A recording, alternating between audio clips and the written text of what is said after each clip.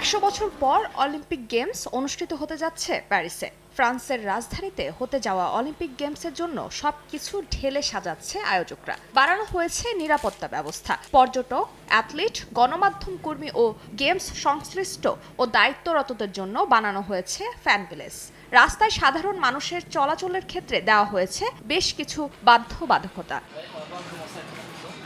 55,000 আইন শৃঙ্খলা বাহিনী নিয়োগ করে নিরাপত্তা কঠোর করেছে ফ্রান্স সরকার। কদিন আগেই বহিরাগত সন্দেহভাজন প্রায় 1000 জনকে চিহ্নিত করেছে ফ্রান্সের নিরাপত্তা বিষয়ক কমিটি। তারা যেন কোনোভাবেই প্যারিসে প্রবেশ করতে না পারে সে বিষয়ে নজরদারি রাখা হচ্ছে। প্রায় 1 মিলিয়ন অলিম্পিক স্বেচ্ছাসেবক কর্মী এবং গেমসের সঙ্গে জড়িত অন্যান্যদের প্যারিসে প্রবেশের জন্য আলাদা পাস ব্যবহার করতে হচ্ছে। তবে এমন কড়া নিরাপত্তার জন্য প্যারিসের সাধারণ মানুষ ভোগান্তির শিকার হচ্ছেন। বিপাকে পড়েছেন প্যারিসে ঘুরতে আসা পর্যটকরা। কড়া নিরাপত্তা এবং বিশেষ পাসের বিষয়টি নিয়ে বেশ বিরক্তি প্রকাশ করেছেন তারা।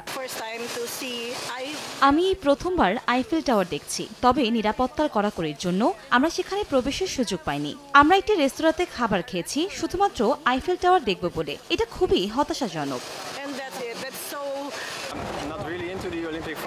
সত্যি বলতে এখানে অলিম্পিকের আয়োজন হচ্ছে আমার মনে হচ্ছে না, কারণ এখানে শুধুই আইন শৃঙ্খলা বাহিনী দেখতে পাচ্ছি, যা খুবই অদ্ভুত লাগছে। পাসের বিষয়টিও অনেক জটিল মনে হচ্ছে।